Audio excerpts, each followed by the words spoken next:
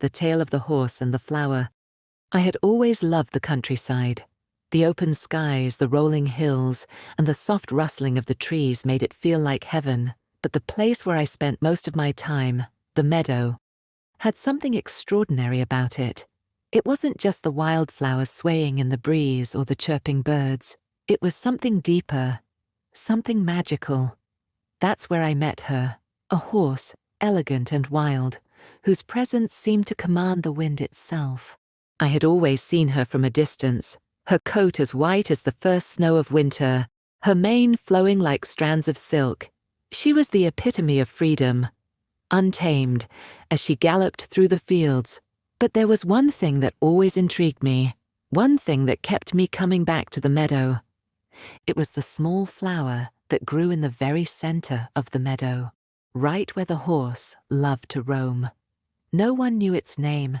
It was unlike any flower I had ever seen, with petals as red as a setting sun, and a fragrance so sweet it seemed to enchant the entire landscape. Every day I would find myself returning to that spot, watching both the horse and the flower. The horse, whom I had come to call Luna, had a way of stepping lightly around the flower, as if she knew it was special. I would sit there quietly, observing them, wondering about their connection. One morning the air felt different. A heavy mist hung low over the meadow, and everything appeared bathed in a soft golden glow. As I approached the spot where the horse and the flower usually met, I saw something that took my breath away. Luna was standing by the flower, her head lowered, almost in reverence. It was a sight I had never witnessed before. The horse, usually wild and untamed, was completely still, as though in awe of the delicate bloom in front of her. Slowly I stepped closer, not wanting to disturb the moment, and that's when it happened. Luna, with the gentlest of movements, brushed her nose against the flower. I watched in awe as the flower seemed to shimmer, its petals glowing brighter than ever before, as if the touch of the horse had awakened something within it. For the first time, I felt as though the bond between the two was not just coincidental. The flower, so small and delicate, seemed to possess a power that Luna respected, and the horse, with her strength and grace, seemed to be its protector.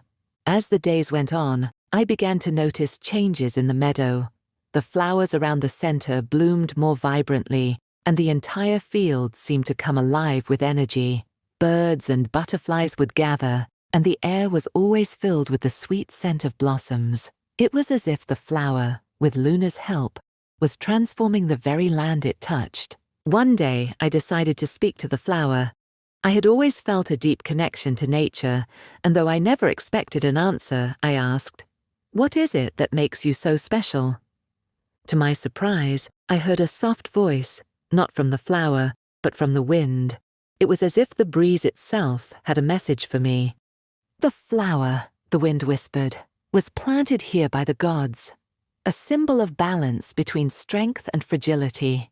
It blooms only when those who walk in the meadow respect the forces of nature, the power of life, and the gentleness of the earth." I stood there, stunned. As the wind carried the message away, Luna, standing nearby, looked at me with eyes that seemed to understand. I had always known there was more to this place than met the eye, but now I realized that the true magic wasn't just in the flower or the horse, it was in the harmony they shared. As the years passed, the meadow continued to thrive. The bond between Luna and the flower never wavered. Even as time took its toll on the world around them, their connection remained eternal. And though the flower's petals began to fade with each passing season, it was always reborn, blooming anew when the sun returned to the sky. I left the meadow one last time, knowing that I had witnessed something few others had. The horse and the flower were no longer just elements of the landscape to me. They were symbols of the delicate balance between strength and vulnerability, between the wild and the peaceful. And every time I look back, I remember the meadow, the place where a horse and a flower taught me the true meaning of harmony. Years passed, and life moved on, but I couldn't shake the memory of that meadow and its timeless beauty. The sight of Luna and the flower stayed with me, imprinted in my heart. like a secret I had discovered but couldn't fully understand. I returned to the meadow many times after that first encounter, hoping to witness another moment of magic. But no matter how often I visited, I never saw Luna again.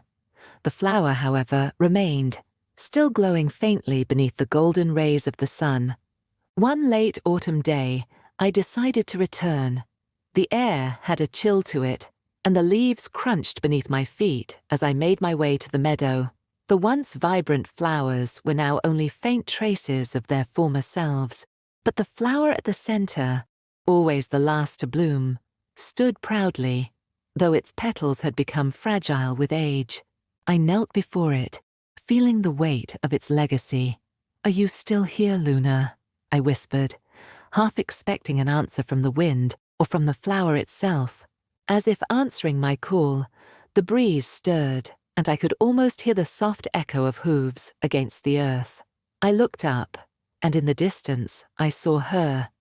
Luna had returned, older now, with her coat faded and her steps slower. She moved with grace, though, as if the years had not diminished her strength but had deepened her wisdom. She approached the flower slowly, as if honoring it one last time. I stood still, watching, my heart filled with a quiet reverence. I knew deep in my bones that this would be the last time I would see them together in the meadow. Luna lowered her head, brushing her nose against the flower once again, and for a moment, everything around me seemed to stop. The sun dimmed, casting a golden glow over the field, and the wind stilled, as if nature itself was holding its breath.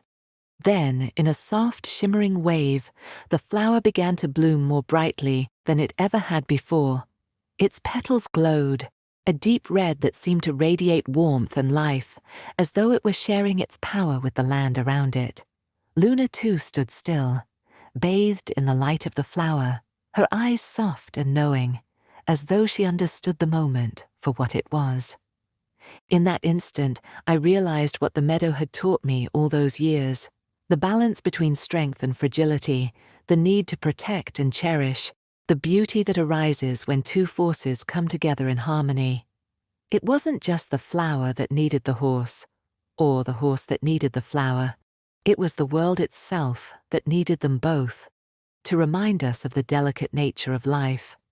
The wind began to pick up again, swirling around the two in a dance that felt like a final farewell. Luna took a step back, her eyes lingering on the flower one last time, before she turned and disappeared into the horizon. The flower, now fully bloomed, stood tall in the center of the meadow. It had become more than just a plant. It was a symbol of the bond they shared, a bond that had forever transformed the land and my understanding of life. I stayed in the meadow long after Luna had gone, watching as the petals of the flower slowly fell, each one seeming to carry with it the story of the horse, the land, and the harmony between them. I knew, as I left the meadow that day, that the magic would live on, not in the form of the horse or the flower, but in the memory of what they had shown me. As I walked away, I glanced back one last time, the breeze carrying a whisper through the trees. Balance is the essence of all things. Protect it, and it will protect you. And with that, I left the meadow, forever changed by the horse and the flower. The legacy of the meadow. Years passed and life took me in directions I hadn't expected. The days became full of responsibilities, work, and the mundane aspects of life that often clouded my thoughts. Yet, in quiet moments, when the world slowed down, I would think back to the meadow, to Luna, and the flower. The lessons they had taught me seemed more important with each passing year, as if I had only begun to understand their true meaning. I kept the memory of that day, the last time I saw Luna, close to my heart.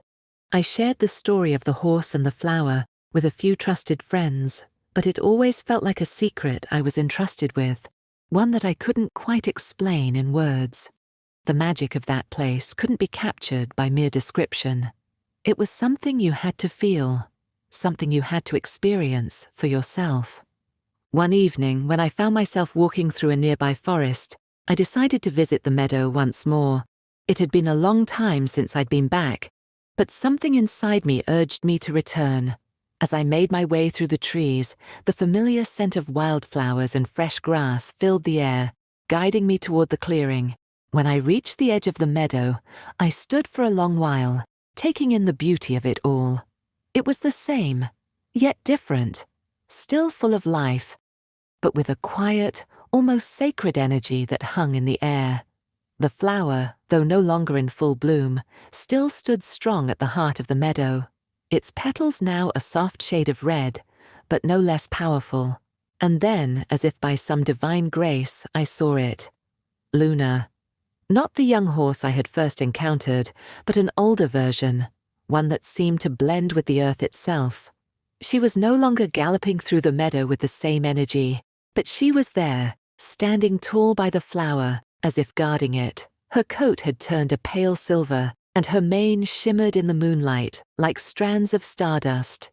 She seemed at peace, her once wild eyes now calm and wise, as if she had become one with the land she had protected.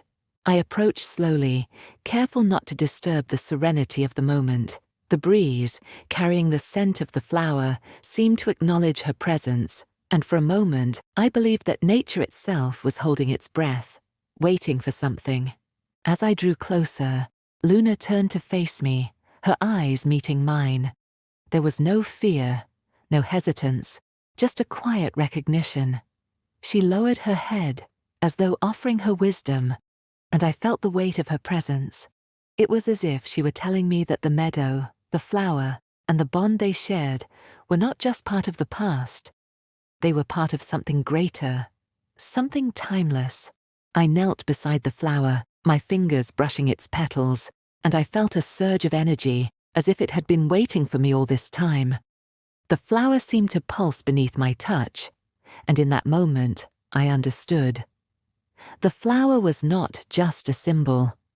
It was a living, breathing reminder of the balance between strength and fragility.